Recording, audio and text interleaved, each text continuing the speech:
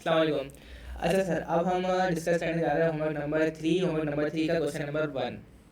अच्छा, इसमें जो प्रीवियस हमने होमवर्क देखा, होमवर्क नंबर 2 देखा, 1 देखा। अच्छा, होमवर्क 1 में बिल्कुल बेसिक था, ठीक है। उससे एडवांस, बिल्कुल थोड़ा सा एडवांस हमने होमवर्क 2 में आए, ठीक है। कुछ चीज़ें हमने होमवर्क 2 में नहीं देखी, बिल्कुल न्यू थी जो, ठीक है। इसी तरह से अब हम होमवर्क नंबर 3 में कुछ चीज़ें ऐसी होंगी जो हमने होमवर्क 2 और 1 में कवर नहीं करेंगे। इसी तरह से हम बेसिक टू एडवांस चलते जाएंगे, ठीक है। ऑलमोस्ट कोई 10 to 12 15 जो है वो होमवर्क रिकॉर्ड करेंगे। इसकी वजह से हम पूरा बैक का एक कॉम्प्रिहेंसिव क्वेश्चन किस तरह से सॉल्व करना है, यहाँ तक हम पहुँच जाएंगे इंशाल्लाह अज़्ज़ा वजल। अच्छा जी, अब हम होमवर्क नंबर 3 के क्वेश्चन नंबर 1 क्या बोल रहा है कि following is a capital structure of सुभान लिमिटेड। कंपनी सुभान लिमिटेड उसका कैपिटल स्ट्रक्चर बताया है। अच्छा, उसमें कोई इक्विटी बताया और लायबिलिटी बताया है। इक्विटी में उसने शेयर कैपिटल बताया और रिजर्व बताया, ठीक है। दो चीज़ें बताई हैं, शेयर कैपिटल भी बताया हुआ है और रिजर्व भी बताया हुआ है, ठीक है। अच्छा, उसने लॉन्ग टर्म डेट बताया हुआ है। अच्छा, अब वो नीचे बोल रहे हैं कि market value of equity is 1.6 times of book value. अच्छा, market value of equity is 1.6 times of book value का मतलब क्या है कि उसने जो ऊपर जो वैल्यू दी है ना इक्विटी की, जो शेयर कैपिटल और रिजर्व की वैल्यू दी है वो बुक वैल्यू है, ठीक है। अब हम वैक की कैलकुलेशन में, हमें ये सबको ये पता है कि हम वैक की कैलकुलेशन में मार्केट वैल्यू यूज करते हैं, बुक वैल्यू को यूज नहीं करते हैं, ठीक है। अगर वो सवाल में बोले जो एमएफए में नहीं होगा, ठीक है। अच्छा, अब एमएफए में हम बुक वैल्यू पे कैलकुलेट नहीं करते हैं, मार्केट वैल्यू पे कैलकुलेट करते हैं। तो बुक वैल्यू को मार्केट वैल्यू पे ले जाने के लिए वो क्या बता रहा है कि मार्केट वैल्यू जो है 1.6 टाइम्स है बुक वैल्यू के। तो यानी कि हमने बुक वैल्यू को 1.6 से मल्टीप्लाई करेंगे तो हम मार्केट वैल्यू में पहुंचेंगे। समझ आती है बात। अच्छा, दूसरी लाइन में बोल रहे हैं कि market value of debt is 124% of book value.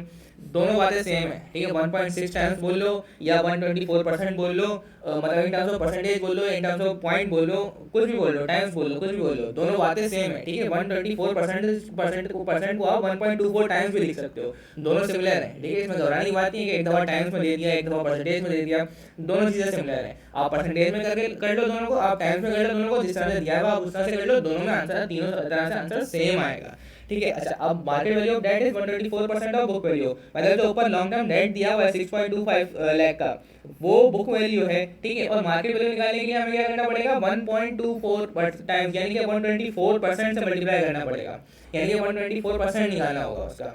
अच्छा, cost of debt is 9% and equity premium और इंटरेस्ट इज 10%।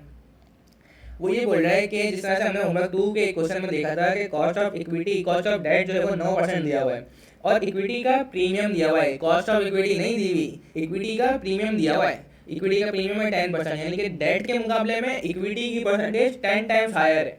जितनी डेट में थी उसमें इक्विटी में 10% उसमें ऐड कर लो, बस ये समझ लें, ठीक है। डेट में हमारी 9% थी तो इक्विटी में हमारी 9 + 10 19% रेट आ जाएगा और हमने वैक कैलकुलेट करना है, हमारी रिक्वायरमेंट है। बहुत आसान सवाल है वैसे ही, ठीक है। इसको कैलकुलेट करना है। अच्छा, पहले इसमें हम बुक वैल्यू को मार्केट वैल्यू में कन्वर्ट कर लेते हैं, उसके बाद हम वैक की कैलकुलेशन पे आएंगे। बुक वैल्यू को मार्केट वैल्यू में पहले हम यहाँ पे हेडिंग डाल लेते हैं बुक वैल्यू की, और उसको कन्वर्ट करेंगे हम मार्केट वैल्यू में। बुक वैल्यू किसकी, इक्विटी की। अच्छा, बुक वैल्यू इक्विटी की कितनी है। अब एक और चीज़, क्या हमने शेयर कैपिटल लेना है या हमने रिजर्व लेना है या हमने दोनों लेना है। देखें, जब भी हम प्राइस टू बुक रेशो बोलते हैं इसको, जब भी हम बुक वैल्यू को किसी एक परसेंटेज से या किसी एक टाइम से मल्टीप्लाई करवा रहे हो मार्केट वैल्यू निकालने के लिए, तो उसकी कैलकुलेशन में हम इक्विटी की शेयर कैपिटल भी लेंगे, इक्विटी का रिजर्व भी लेंगे, ठीक है। दोनों चीज़ें कंसिडर करेंगे और उसको जो है वो 1.6 यानी कि जो टाइम्स दिया हुआ है उससे मल्टीप्लाई कराएंगे तो हमारी मार्केट वैल्यू आएगी। तो हम अगर हम इन दोनों को ऐड करें, यानी कि 4,60,000 प्लस 8,40,000, तो हमारे पास बुक वैल्यू आती है 1.3 मिलियन, ठीक है। अच्छा, अब इसका जो चेंज है वो कितना है, 1.6, यानी कि 1.6 से हमने मल्टीप्लाई करवाना है ताकि हम मार्केट वैल्यू पे जाएं। तो हमारी मार्केट वैल्यू कितनी आएगी, इन दोनों को सिंपली हमने मल्टीप्लाई करना है और कुछ भी नहीं करना।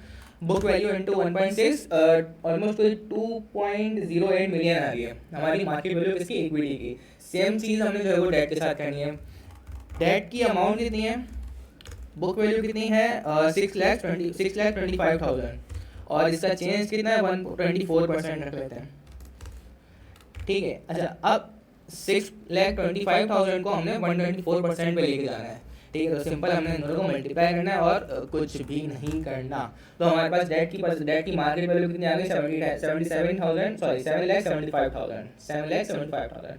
ठीक है। हमारी इक्विटी की बुक वैल्यू हो गई हमारे पास, हमारी डेट की बुक मार्केट वैल्यू हो गई हमारे पास, दोनों की मार्केट वैल्यू आ गई। ठीक है। अब हमारे पास कॉस्ट ऑफ डेट भी है, कॉस्ट ऑफ इक्विटी भी है, सिंपली हमने वैक का फॉर्मूला लगाना है और हमारे पास वैक कैलकुलेट हो जाएगा। आज इसको भी कैलकुलेट कर लेते हैं। यहाँ पे हमारा आएगा अमाउंट, यहाँ आएगा रेट और हमारा आएगा कॉस्ट। सॉरी, ठीक है, किसकी, इक्विटी की और डेट की। इक्विटी की मार्केट वैल्यू कितनी है, अभी हमने कैलकुलेट की है 2.08 मिलियन।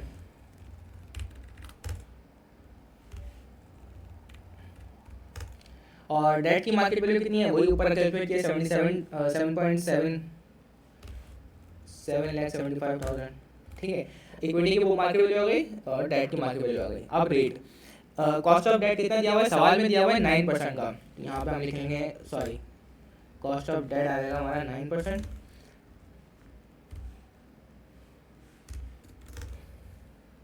अच्छा, अब हमारा जो है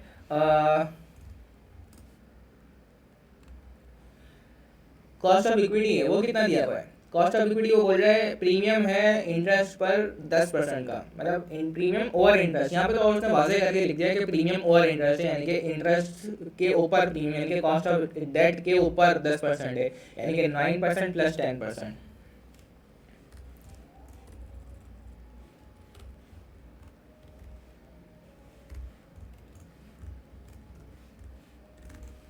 तो हमारा आ गया रेट 19%। ठीक है। अब सिंपली हमने इसको मल्टीप्लाई करना है ताकि हम कॉस्ट निकाल सकें, यानी कि कॉस्ट इन अमाउंट निकाल सकें।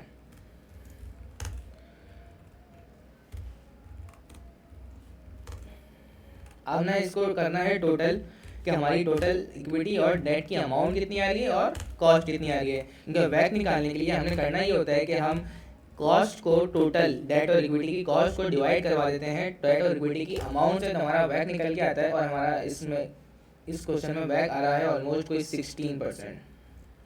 ठीक है। सवाल ये भी बिल्कुल आसान था कि कोई इसमें बहुत मुश्किल चीज़ नहीं थी, सिर्फ एक दो चीज़ें ये थी कि बुक वैल्यू दी हुई हो तो उसको मार्केट वैल्यू में किस तरह से लेके जाते हैं, और एक वही पुरानी चीज़ थी, वही पुराना कॉन्सेप्ट था कि अगर इक्विटी की कॉस्ट ऑफ इक्विटी ना दी हुई हो, उसका प्रीमियम बताया हुआ, तो हम किस तरह से कॉस्ट ऑफ डेट में ऐड करके कॉस्ट ऑफ इक्विटी बनाते हैं। आई होप कि अच्छे से सवाल आपको समझ में आ रही होगा इसका सोल्यूशन। अब चलते हैं हम अपने नेक्स्ट क्वेश्चन की तरफ, होमवर्क 3 के नेक्स्ट क्वेश्चन की तरफ नेक्स्ट वीडियो में इंशाल्लाह।